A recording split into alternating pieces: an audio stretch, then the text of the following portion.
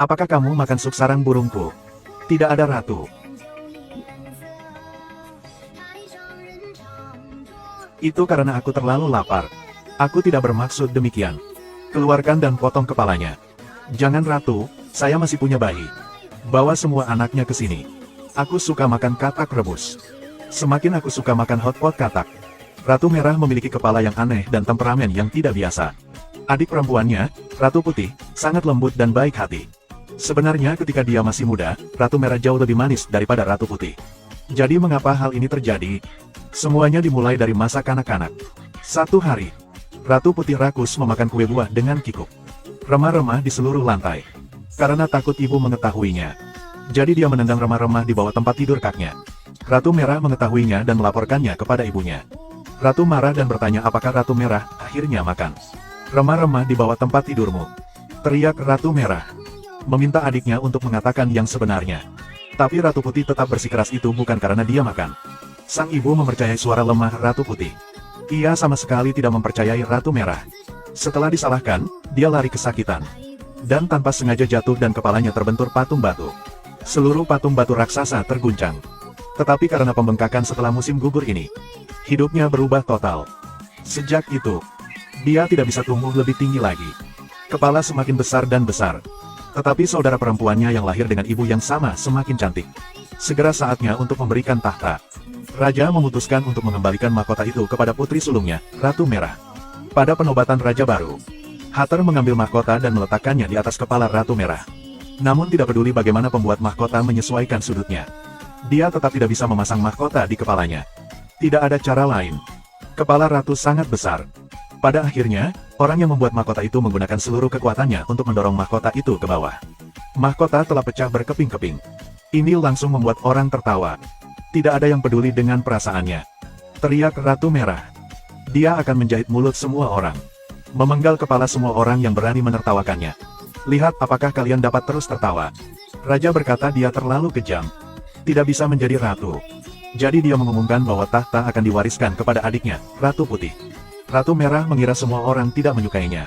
Semua orang selalu menyukai Ratu Putih yang lembut dan cantik. Dia berteriak kesakitan, kemarahannya mencapai puncaknya. Kepalanya terus membesar. Karena untuk melampiaskan amarahnya, Ratu Merah membakar istana dengan naganya sendiri. Dan pergi ke tempat lain dan membangun kerajaannya sendiri.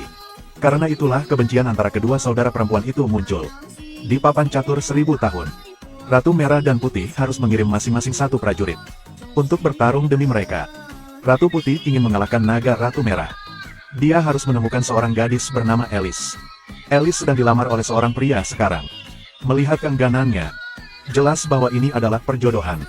Pada saat ini, satu kelinci menarik perhatian Alice. Dia mengikuti kelinci ke pohon besar. Lihat lubang besar di batang pohon.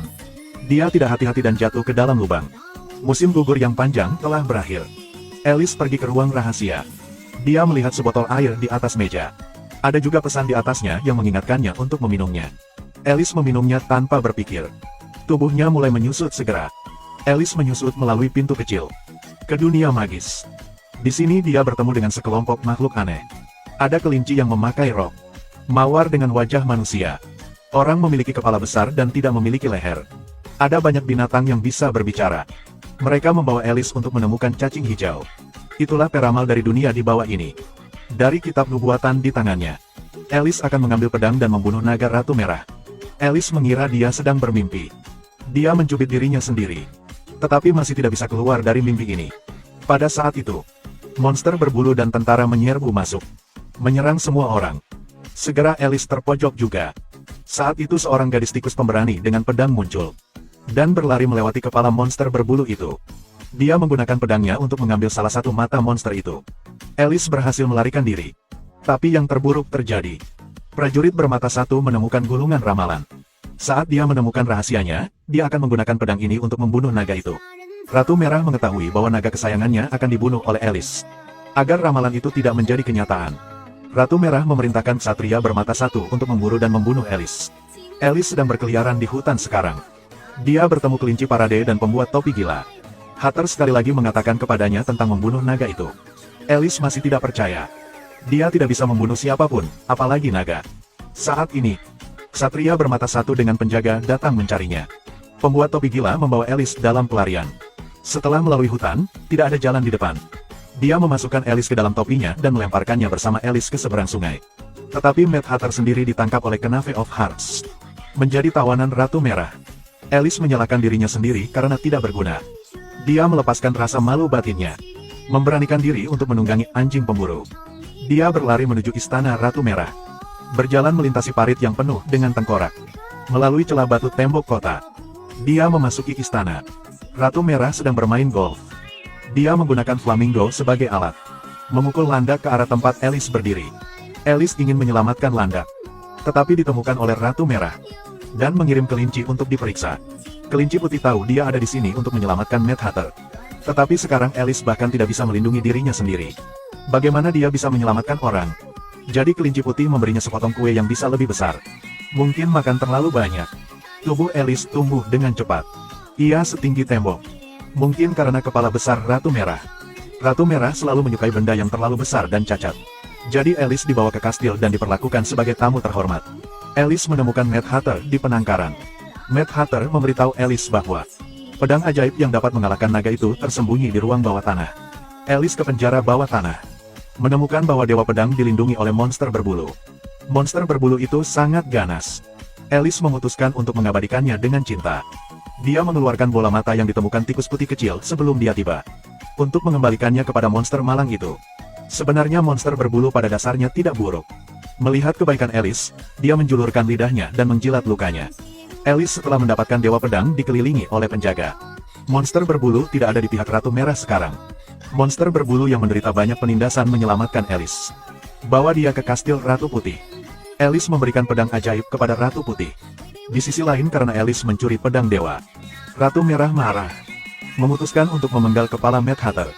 Kapak itu dijatuhkan. Mad Hatter secara ajaib terbang ke langit.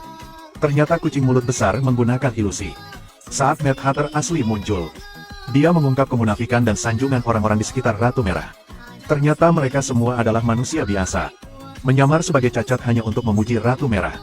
Ratu Merah sangat marah ketika dia tahu dia ditipu. Perintah untuk membunuh mereka semua. Mad Hatter mengambil kesempatan untuk menghasut massa untuk menggulingkan tirani. Melihat semua orang di sekitarnya mengkhianatinya. Ratu Merah sangat sedih dan marah. Sang Ratu tampaknya telah menakuti orang-orang lebih dari yang dia hormati. Ratu Merah yang marah memanggil Raptor. Untuk menyerang kerumunan. Seluruh pengadilan dalam kekacauan. Mad Hatter kabur bersama teman-temannya. Mereka pergi mencari Ratu Putih. Beritahu semua Ratu Merah yang telah memutuskan untuk bertarung. Ratu Putih tidak ragu untuk segera memberitahu para prajurit kota untuk bersiap berperang. Tetapi pada saat ini, Alice melangkah mundur. Dia menemukan peramal ulat akan muncul dari kepompong dan menjadi kupu-kupu. Oracle membangkitkan kenangan masa kecil Alice. Dia mendapatkan kembali kepercayaan dirinya. Ikuti pasukan ke medan perang papan catur. Sebelum pertempuran yang menentukan, Ratu Putih berkata tidak perlu perang. Tapi Ratu Merah tidak melupakan kejadian itu sejak dia masih kecil. Bertekad untuk berjuang sampai akhir. Pertempuran dimulai. Naga api telah muncul. Alice dengan perisai di satu tangan dan 10.000 pedang di satu tangan keluar. Perlahan berjalan menuju naga. Memulai pertempuran. Setelah pertempuran sengit, Alice kewalahan oleh naga itu. Mad Hatter berlari untuk membantu. Tetapi itu melanggar aturan pertempuran. Pasukan kedua belah pihak bergegas ke medan perang. Alice berlari ke dataran tinggi di sebelahnya. Manfaatkan medan dan mulai pertempuran dengan naga. Kemudian melompat ke udara. Satu pedang memotong kepala naga api. Tidak ada dukungan naga. Para prajurit Ratu Merah secara bertahap meletakkan senjata mereka. Sekaligus Ratu Putih dan mahkota kekuasaan kerajaan. Dikenakan di kepalanya. Kekuasaan telah kembali ke Ratu Putih. Ratu memutuskan untuk mengirim saudara perempuannya ke perbatasan. Sekarang untuk menunjukkan kesetiaan. Kolusi bermata satu ingin membunuh Ratu Merah. Itu menghancurkan hatinya. Yang telah bersamanya selama bertahun-tahun. Sementara di perbatasan dia bertemu dengan penguasa waktu. Di hari ulang tahunnya, satu hadiah disiapkan dengan hati-hati untuk diberikan. Tapi bukan itu yang diinginkan Ratu Merah. Dia menginginkan bola penguasa waktu. Dengan itu Anda dapat melakukan perjalanan melalui ruang dan waktu. Menulis ulang sejarah dan memerintah kerajaan lagi. Dia akhirnya mendapatkannya. Kemudian mereka mengirim untuk menangkap Ratu Putih. Tapi kemana mereka berdua pergi? Ini bukan tentang menulis ulang sejarah permainan catur. Itu adalah hari Ratu Putih memakan kue buah ketika mereka masih kecil. Di celah pintu mereka dapat dengan jelas melihat dialog dengan ibu mereka ketika mereka masih kecil. Sang ibu bertanya siapa yang memakan kue itu. Ratu Merah ingin 4 orang saling berhadapan. Tak bisa, Kak. Bohong. Karena orang-orang dalam 2 ruang dan waktu dapat saling bertemu. Bola waktu memiliki kutukannya. Seluruh dunia akan berubah menjadi batu. Ratu Putih ingin melarikan diri. Tetapi ketika dia melihat saudara perempuannya membatu, dia ragu-ragu. Dan membawanya pergi. Segala sesuatu yang membatu menyebar lebih cepat. Lambat laun seluruh dunia telah sepenuhnya berubah menjadi batu yang terendam debu. Ketika Alice hendak mengembalikan bola ajaib, membatu dihentikan sementara. Waktu selamanya membeku pada saat ini. Tiba-tiba ada suara arus listrik kecil. Bola ajaib waktu telah berhasil kembali ke tempatnya. Hancurkan kutukan untuk Alice dan seluruh kastil. Dia menyelamatkan temannya di saat-saat terakhir. Semuanya kembali normal. Pada titik ini Ratu Merah juga kembali ke wujud aslinya. Ratu Putih dengan penuh semangat memegang tangan kakaknya. Setelah bencana besar terakhir, sang adik akhirnya menyadari kesalahannya. Menghadapi kakaknya, dia akhirnya mengatakan di mana kesalahannya. Aku telah paham. Aku makan kue dan berbohong. Sayang, jika aku berani mengatakan yang sebenarnya dari awal, maka ini tidak akan terjadi. Aku minta maaf. Aku salah, aku menyadari di mana aku salah. Ratu Merah juga angkat bicara. Hanya itu yang ingin aku dengar. Kesalahpahaman saudari itu telah diselesaikan. Mengakhiri cerita bahagia.